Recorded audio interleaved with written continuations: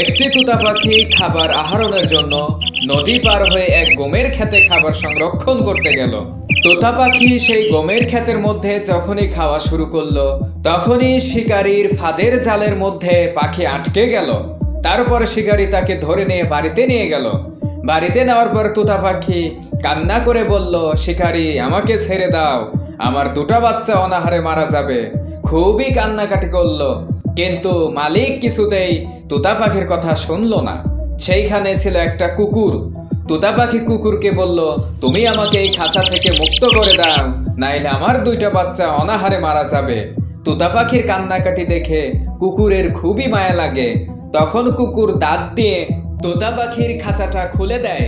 তারপর তোতা পাখি কুকুরকে ধন্যবাদ দিয়ে তার বাসায় চলে আসে। এমন ভালো কুকুরের জন্য ভিডিওতে লাইক এবং চ্যানেলটিকে সাবস্ক্রাইব করো বন্ধুরা।